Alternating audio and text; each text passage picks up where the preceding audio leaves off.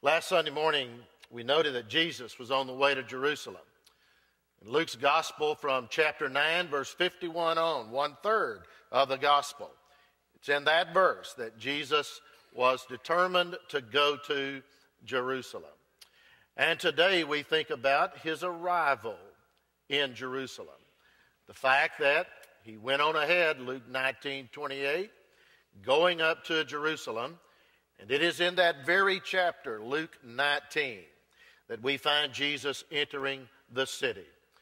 In these 3 weeks, we're talking about the Son of God and the city of God. Jesus on the way to Jerusalem, Jesus escorted in and out of Jerusalem, and Jesus and the New Jerusalem. So what the choir sang a moment ago is a wonderful preview of next Sunday, of Resurrection Sunday, and the implication of that in the heavenly city of God.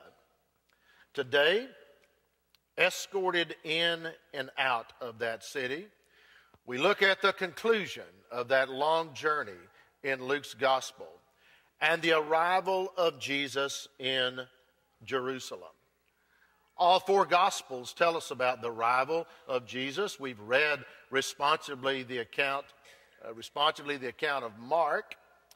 But this morning, continuing our journey in Luke chapter 19, verses 35 through 44, that's Luke's account of Jesus arriving in Jerusalem.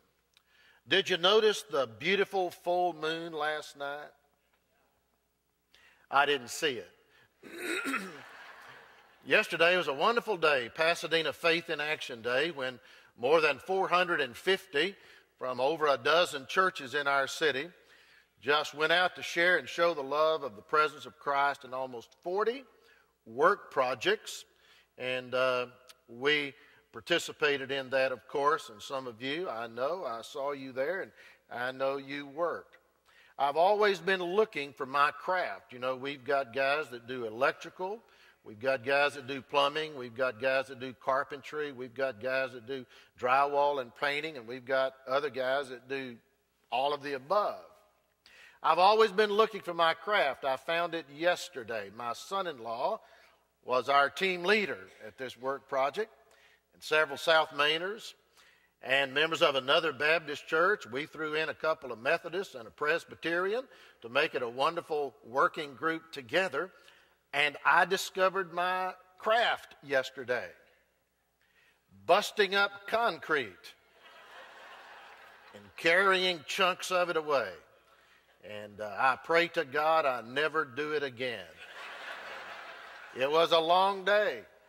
And we got done with our project at 6 o'clock, and I went home. I didn't see I saw the beautiful full moon this morning at 5:15, driving to the worship center. It's a full moon because it's Passover. The Jewish Passover begins at sundown tomorrow evening. The Jewish Passover is related to the first full moon after the spring equinox. And the Jews have been celebrating Passover now for more than 3,200 years. It was Passover time. Jesus and his disciples were traveling to Jerusalem. They were not the only ones on the road. The road to Jerusalem from Galilee and all over Samaria and Judea, the roads were filled with Passover celebrants on their way to Jerusalem. And sure enough, the crowd had gathered and was growing as the group came through Jericho, the only pass from the Jordan River, main one up to the city of Jerusalem in the Judean hills. And the crowd was all abuzz this year because in Jericho, Jesus had continued to do spectacular things. He had given sight to the blind eyes of Bartimaeus. He had called a tax collector and changed his life, turned him around. He had called Zacchaeus out of that sycamore fig tree. And so the crowd was ever growing larger, and the buzz was growing louder as they approached Jerusalem. But when you're traveling Jericho to Jerusalem, you cannot see the city of Jerusalem until you ascend the eastern slopes of the Mount of Olives. A little village called Bethany is located there, and some others. And as soon as you ascend the summit of the Mount of Olives, for the first time, the panorama of the city appears in front of you. Whether in the time of Jesus or in the 21st century, it is the same. Jason, let's see it. From the Mount of Olives, the panorama of the city of Jerusalem is immediately before you.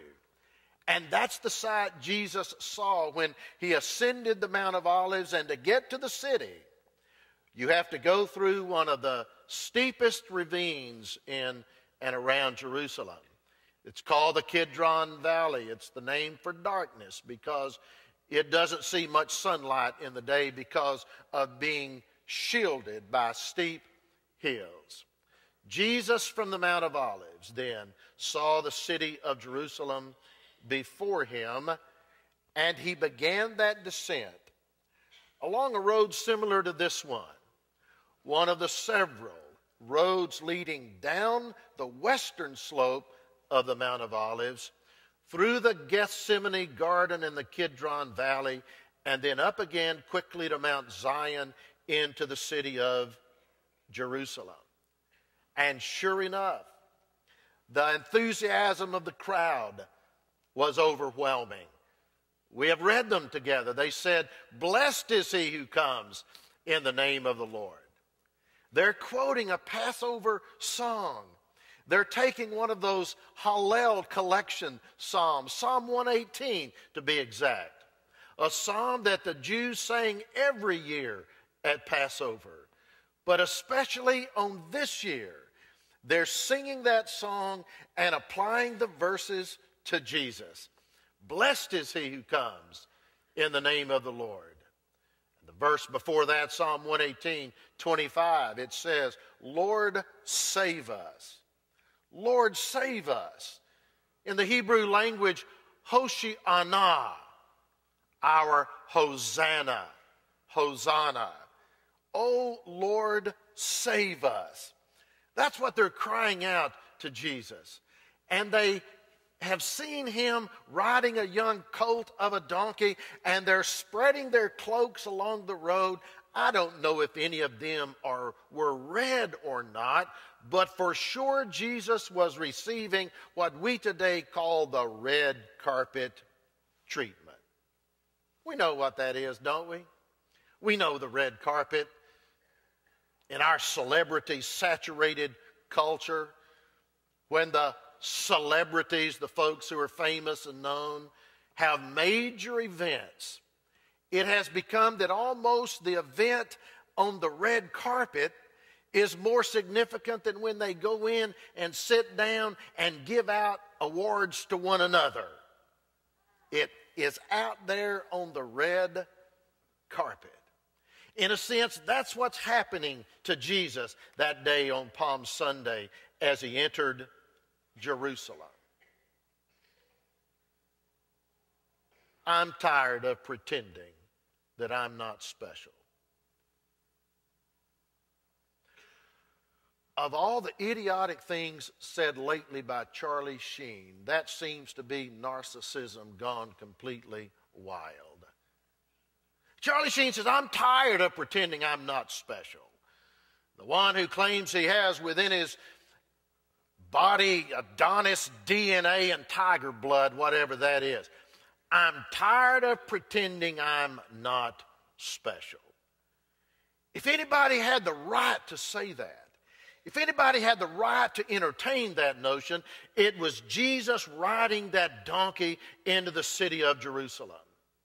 He had already taken a lot of opposition and a lot of abuse from his detractors. He had already been an humble leader in that which he taught. But now he has the accolade of the crowd. And it would have been the temptation of the devil himself who sends all of that pride notion within us that Jesus might have entertained that thought. I'm tired of pretending I'm not special.